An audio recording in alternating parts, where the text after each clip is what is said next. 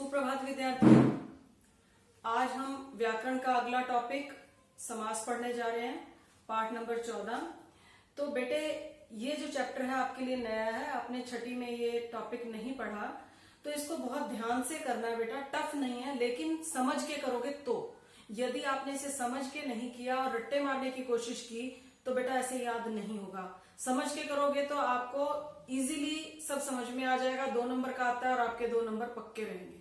ठीक है, तो देखिए सबसे पहले हम पढ़ेंगे कि समास समझाने का उद्देश्य क्या है, क्योंकि हर टॉपिक का कोई ना कोई उद्देश्य होता है। उद्देश्य क्या है?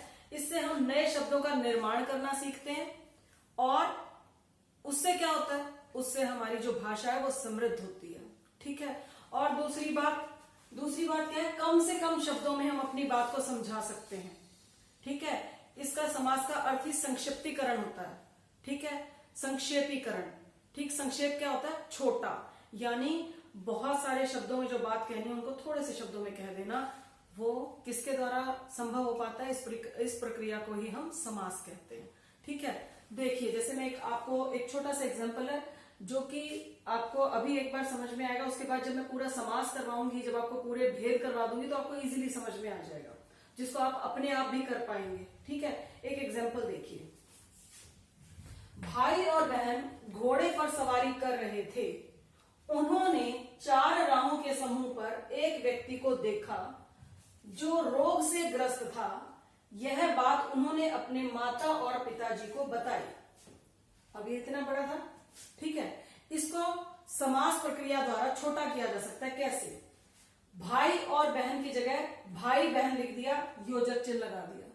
ठीक है, भाई बहन घोड़े पर सवारी कर रहे थे। घोड़े पे सवारी करने को क्या कहते हैं? घोड़े पर सवारी करना, घुड़सवारी। ठीक है, तो भाई बहन घुड़सवारी कर रहे थे। उन्होंने 4 राहों के समूह को क्या कहते हैं? चौराहा। उन्होंने चौराहे पर एक व्यक्ति को देखा जो रोग से ग्रस्त था, यानी रोगग्रस्त था। से कट कर दिया हमने, रोगग्रस्त था। यह बात उन्होंने अपने माता और पिता को बताई। यहां पर भी माता और पिता की जगह माता योजक चिन्ह पिता लगा दिया। तो ये किस वजह से हुआ, किस के कारण हुआ? ये समास प्रक्रिया के कारण शॉर्टकट हुआ। समझ में आया? इसका संक्षेपीकरण कैसे हुआ? समास प्रक्रिया के अंतर्गत। अब ये सारे जब मैं आपको भेद करवाऊंगी और सब चीजें डिटेल में समझाऊंगी तो आपको पता चल जाएगा कि समास का अर्थ क्या है, समास क्यों करते हैं। ये सब चीजें अब आपको समझ में आ जाएंगी कि उसका उद्देश्य क्या था। समझ में आ गया? चलिए, तो बच्चों समास जो है ये 2 शब्दों के मेल से बना है, सम प्लस आस। सम का अर्थ होता है पास और आस का अर्थ होता है रखना। और समास का जो शाब्दिक अर्थ है वो होता है संक्षेप। ठीक है, तो इसको क्या कह सकते हैं हम कि 2 या 2 से अधिक शब्दों को संक्षेप रूप में कर एक नए शब्द का निर्माण करने की प्रक्रिया को हम क्या कहते हैं? समास कहते हैं। तो समास क्या है? समास जो है 2 या 2 से अधिक शब्दों को मिलाकर एक छोटे शब्द की रचना करना, संक्षेप रूप देना उसको, वो प्रक्रिया क्या कहलाती है? समास कहलाती है। ठीक है, समास जो है, जैसे मैं इसका एक एग्जांपल दे रही हूं, गंगा जल। ये किससे बना है? गंगा का जल। गंगा का जल, गंगा का जल। इसका हमने समासीकरण किया। समासीकरण करके इसका शब्द बनाया गंगा जल। अब इसमें का हट गया। का क्या था? का परसर्ग था, विभक्ति चिन्ह था। विभक्ति चिन्ह याद है आपको बेटा? हमने कारक पढ़े थे। कारक में क्या था? कर्ता ने कर्म को करण से। ये क्या थे? विभक्ति चिन्ह थे। एक टेबल बनी हुई थी। हमने आप सबको कहा था कि बेटा ये टेबल सबने याद करनी है, इसी से आप उसके कारक के भेद बता पाएंगे। करवाया था ना 6th में? तो वो टेबल आपको आज भी याद करनी है। ठीक है, अब यहाँ क्या है? गंगा का जल। इसका संक्षेपीकरण किया, जब इसका समासीकरण किया तो ये बन गया गंगा जल। इसको हम कहते हैं, जो हमने समास रूप में जिसको लिखा उसको हम क्या कहते हैं? समस्त पद। इसको क्या कहते हैं? समस्त पद। समासीकरण प्रक्रिया के बाद जो नया शब्द निकल कर आया उसको हम क्या कहते हैं, समस्त पद। अब किससे निकला था ये, गंगा और गंगा का जल से। तो गंगा क्या है, यहाँ पहला जो शब्द है इसको हम कहते हैं पहला पद, शब्द नहीं कहूंगी गलती से निकल गया मेरे मुंह से, पूर्व पद। पहला पद क्या है, पूर्व पद, और जल क्या है, उत्तर पद। इसको क्या कहते हैं हम, उत्तर पद। और का क्या है, का है परसर। समझ में आया। तो ये होता है आपका समस्त पद, और इस सारी प्रक्रिया को, इसको पूर्व पद और उत्तर पद में लिखने की प्रक्रिया को हम क्या कहते हैं, विग्रह। क्या कहते हैं, समास विग्रह। समास विग्रह का अर्थ क्या होता है कि जो समस्त पद था उसके खंड करना, खंड मतलब टुकड़े करना, उसको टुकड़ों में बांटना कहलाता है समास विग्रह। और उसको वापस समासीकरण करके एक लघु शब्द बनाना, एक संक्षेप में शब्द बनाना, शब्द का निर्माण करना, वो कहलाता है आपका समस्त पद। समझ में आ गया। तो गंगा जल है समस्त पद, उसका विग्रह किया तो क्या बन गया, गंगा का जल। अब गंगा यहाँ पूर्व पद है और जो दूसरा शब्द है वो उत्तर पद है। समझ में आ गया बेटे सभी को। अब आगे देखिए, अब देखिए समास के भेद।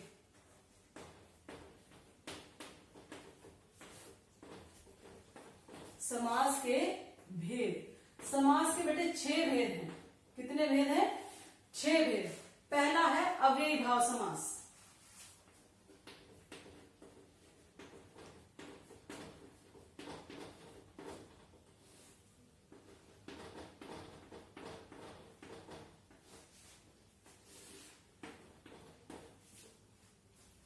पहला भेद है अव्ययी भाव समास। बेटा मैं आपको हर भेद की उसकी पहचान बताऊंगी आपको कि किस तरीके से आप उसको पहचान सकते हैं, क्योंकि आपके पेपर में प्रश्न सुनिए किस तरीके से आएगा। प्रश्न 2 तरीके से पूछा जाएगा। पहला है कि समस्त पद दे दिया जाएगा, जैसे गंगा जल दे दिया जाएगा, और आपको कहा जाएगा कि इसका विग्रह कीजिए और भेद बताइए। समझ आया। पहला प्रश्न क्या होगा, विग्रह करें और भेद बताएं। विग्रह करें व भेद बताएं। ठीक है, किसका, समस्त पद का। समस्त पद का विग्रह करें और भेद बताएं। दूसरा प्रश्न क्या होगा, दूसरा प्रश्न होगा विग्रह करके दे देंगे, यानी गंगा का जल हम दे देंगे और आपको कहेंगे कि इसका समस्त पद यानी कि गंगा जल लिखो और इसका भेद बताओ। समझ में आ गया कि विग्रह पद दिया हो, विग्रह आपको करके दिया होगा और समस्त पद लिखना होगा। समस्त पद लिखें वह भेद बताएं। तो भेद तो आपने बताना ही है। ठीक है, तो कहने का तात्पर्य क्या है बेटा कि आपको 6 के 6 भेद, उनके नाम की स्पेलिंग और उनके भेद की पहचान पता होनी चाहिए, तभी आप उसको पहचान कर उसका भेद लिख सकते हैं। समझ में आ गया। अब पहला भेद है हमारा अव्ययी भाव समास, तो उसकी पहचान देखिए। पहली पहचान क्या है बच्चों, इसकी पहली पहचान है कि इसका पहला पद क्या होता है, पूर्व पद जो होता है, अभी मैंने आपको गंगा जल में बताया था, पूर्व पद पहला शब्द गंगा, जो पहला गंगा था, दूसरा जल था, पहला जो था पहला पद क्या था, गंगा, उसको मैंने क्या नाम दिया था, पूर्व पद, और दूसरा पद क्या था, जल, जल क्या था, उत्तर पद था। शब्द और पद में क्या अंतर है, हमने पीछे पद और उसमें शब्द विचार में पढ़ा था कि शब्द जो होता है वो इंडिविजुअल होता है, अकेला होता है, लेकिन जब उसका प्रयोग वाक्य में कर दिया जाता है तो वो क्या कहलाता है, वो पद कहलाता है। ठीक है, तो अब देखिए इसका जो पूर्व पद होगा वो क्या होगा, उपसर्ग होगा या अव्यय होगा। ठीक है, पूर्व पद अव्यय होगा, पहली पहचान। दूसरी पहचान क्या होगी, यहां पर शब्दों की आवृत्ति होगी। आवृत्ति क्या होता है, रेपिटिशन। ठीक है, शब्दों की आवृत्ति।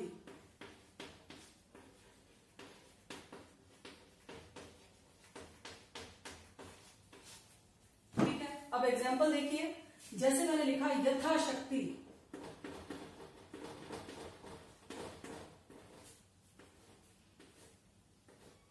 जैसे है आमरण,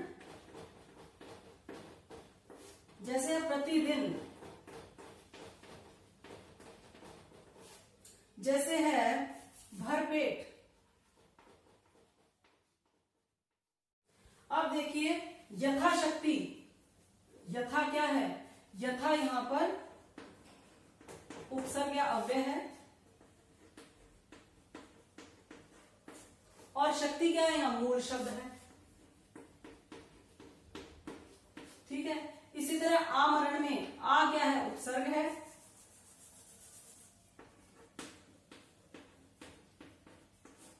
आ उपसर्ग है इसमें। प्रतिदिन में क्या है, प्रति उपसर्ग है, और भरपेट में भर उपसर्ग है। समझ में आया? तो पूर्व पद क्या है इसमें, ये दो शब्दों के मेल से बना, यथाशक्ति, शक्ति के अनुसार। ठीक है, तो शक्ति के अनुसार में शक्ति यहां पर क्या था, यथा शक्ति। ठीक है, यथा क्या है, यहां पर उपसर्ग है। इसी तरह आमरण में आ उपसर्ग है, प्रतिदिन में प्रति उपसर्ग है, भरपेट में भर उपसर्ग है। तो पहली पहचान क्या हुई कि इसमें पूर्व पद में उपसर्ग होगा। समझ में आ गया? दूसरी बात मैंने कही थी कि शब्दों की आवृत्ति हो सकती है, जैसे रातों रात,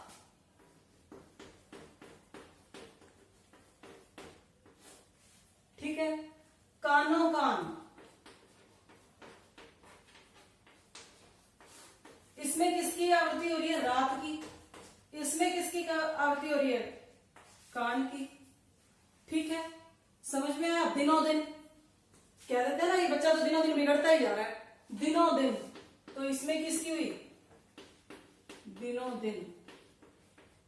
इसमें किसकी आवृत्ति हुई, दिन की। समझ आया?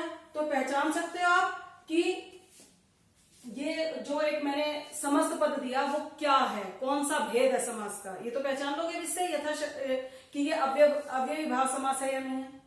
कैसे पता चला? पहले तो चेक कर लो, जो शब्द है, जो हमने आपको समस्त पद दिया, वो जो है उसमें सबसे पहले उपसर्ग लगा हुआ है, अव्यय है कोई, अव्यय है तो ठीक है, तो फिर आपको पता चल जाएगा कि अव्ययी भाव समास है। अगर शब्दों की रेपिटेशन हो रही है तो भी पता चल गया कि ये तो अव्ययी भाव समास है। ठीक है, अब इसका विग्रह करना देखिए। यथाशक्ति, ये क्या था हमारा, समस्त पद था, ये हमारे क्या है, समस्त पद है। और मैं इधर आपको विग्रह करके दिखा रही हूं। यथाशक्ति, शक्ति के अनुसार,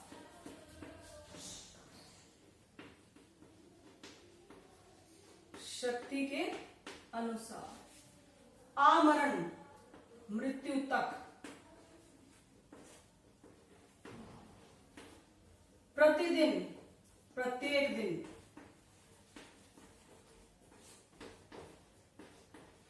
प्रत्येक दिन, ठीक है।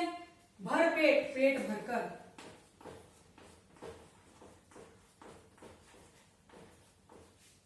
समझ में आ गया बेटा? अब इसमें अगर मैं आपसे पूछूं कि पूर्व पद क्या है और उत्तर पद क्या है, तो यथा क्या है, पूर्व पद है, शक्ति क्या है, उत्तर पद है। आमरण में आ क्या है, आ हमारा पूर्व पद है और मरण हमारा उत्तर पद है। प्रतिदिन में प्रति क्या है हमारा, प्रति हमारा उपसर्ग है और दिन हमारा क्या है, उत्तर पद है। भरपेट में भर हमारा पूर्व पद है और पेट हमारा उत्तर पद है। समझ में आ गया बेटे? तो पहला भाग अव्ययी भाव समास सबको समझ में आ गया, पहला भेद सबको समझ आ गया बेटा कि अव्ययी भाव समास की क्या पहचान है कि पूर्व पद जो है वो अव्यय या उपसर्ग होगा। दूसरी बात, अगर ये नहीं होगा तो उसमें अव्ययी भाव समास में क्या होगा, शब्दों की रेपिटेशन हो रही होगी, जैसे दिनों दिन, रातों रात, कानों कान। ठीक है, इस तरीके के शब्द होंगे। समझ में आ गया? अब मैं फिर से एक बार आपको बता रही हूँ, नया टॉपिक था, मैं फिर से एक बार आपको बता रही हूँ। समास क्या है? समास जो है दो या दो से अधिक शब्दों को छोटा करके लिखने की, संक्षेपीकरण करने की प्रक्रिया है। समझ में आया? और इसका जो शब्द होता है, जो समस्त पद होता है, वो समस्त पद क्या होता है, समासीकरण की प्रक्रिया के बाद जो नया शब्द निर्माण करते हैं उसको हम क्या कह देते हैं, समस्त पद कह देते हैं। और इसमें ये दो पदों के मेल से बना, जैसे गंगा जल, मैंने एग्जांपल दिया था आपको, गंगा जल दो शब्दों के मेल से बना, गंगा और जल, गंगा इसमें पूर्व पद है और जल इसमें उत्तर पद है। समझ आ गया। अब मैंने इसके आपको भेद बताए। भेद क्या है, पहला अव्ययीभाव समास है, ठीक है। अव्ययीभाव समास की पहचान क्या है बच्चों, अव्ययीभाव समास में दो पहचान मैंने आपको बताई, एक पहला पद अव्यय या उपसर्ग होगा और दूसरा पद जो उत्तर पद होगा वो क्या होगा, उत्तर पद में पूर्व पद या तो अव्यय या उपसर्ग होगा, और दूसरी बात क्या, अगर ये नहीं होगा तो अव्ययीभाव समास में शब्दों की आवृत्ति होगी, शब्दों की रेपिटेशन होगी। समझ में आ गया। आज इतना ही करवा रही हूँ बेटा, कल आपको इससे अगला भेद कराऊंगी। धन्यवाद।